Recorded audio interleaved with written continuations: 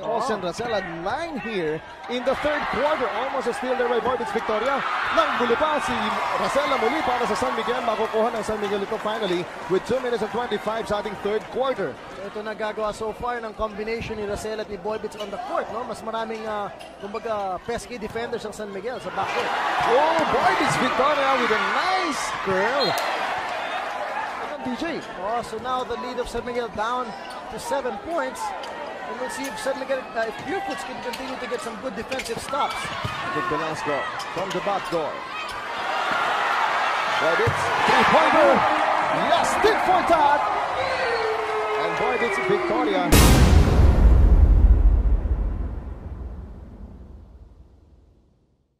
Siya ay isang kilalang professional basketball player sa Pilipinas, kung saan siya ay sumikat at nakilala dahil sa kanyang kahusayan sa shooting at scoring.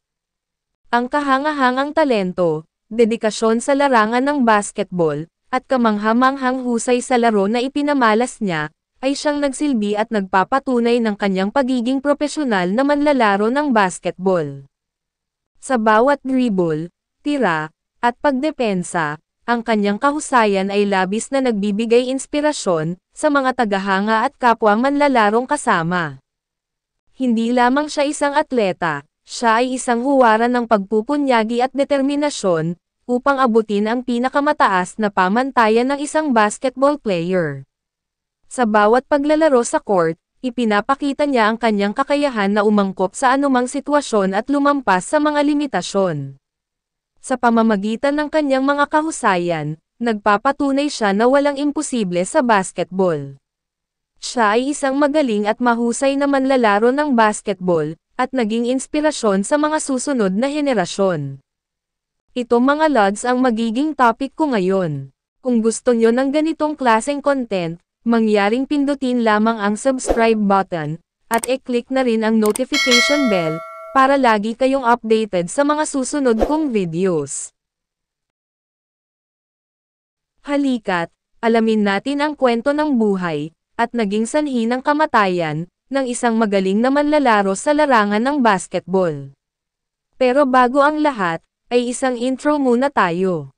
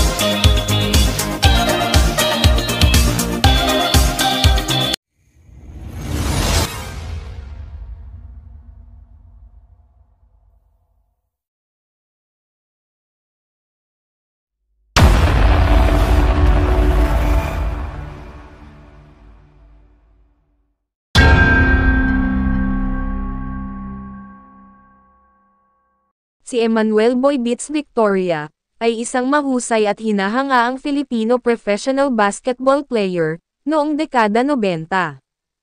Siya ay ipinanganak, noong 1972. Naglaro si Victoria para sa RFM, at San Miguel franchise teams, noong siya ay nanonood sa Philippine Basketball Association o PBA. Bago pumasok sa PBA, naging manlalaro siya ng San Beda Red Lions noong kolehiyo. Pumasok si Boybits Victoria sa PBA, sa pamamagitan ng 1994 draft, kung saan, siya ay pinili ng RFM franchise team, na noon ay pinangalan ng Swift Mighty Metes, bilang ikatlong pangkalahatang pick. Tinulungan niya ang koponan, na makuha ang 1995 All-Filipino at Commissioner's Cup titles. Dahil sa hindi magandang relasyon kay Coach Norman Black, pinilit ni Boybits ang team, na ngayon ay Pop Cola Bottlers, na i-trade siya sa ibang team. Si Boybits ay nakuha ng San Miguel Beermen, noong 1998, sa ilalim ni Coach Jong Yuecheco, kung saan, ginampanan niya ang papel, bilang backup kay Olsen Racela. Siya ay naging bahagi ng koponan, hanggang 2001. Sa kanyang pananatili, nasungkit ng San Miguel ang 5 PBA titles. Si Boy Beats ay nag-focus na lang sa coaching, at kalaunan ay bilang isang analyst ng PBA Games, para sa radio at television broadcast. Naging head of sales ng Victoria Sports din siya, isang indoor sports club na nakabase sa Quezon City. Si Boy Beats ay na-diagnosed na may Guillain-Barré syndrome, isang autoimmune disorder, noong 2018. Bumuti ang kanyang kalagayan, matapos ang ilang linggong pagka-confine sa isang ospital. Inatake siya sa puso noong February 14, 2023, at natuklasan na siya ay may acute myocardial infarction. Ang myocardial infarction, o MI, na kilala bilang atake sa puso, ay nangyayari kapag ang daloy ng dugo ay bumaba, o tumigil sa isa sa mga coronary arteries, na nagiging sanhi ng pinsala sa kalamnan ng puso. Ang pinakakaraniwang sintomas, ay pananakit ng dibdib, o discomfort, na maaaring maglakbay sa bahagi ng balikat, braso, likod, leeg o panga. Kadalasan, ito ay nangyayari sa gitna o kaliwang bahagi ng dibdib, at tumatagal ng higit sa ilang minuto.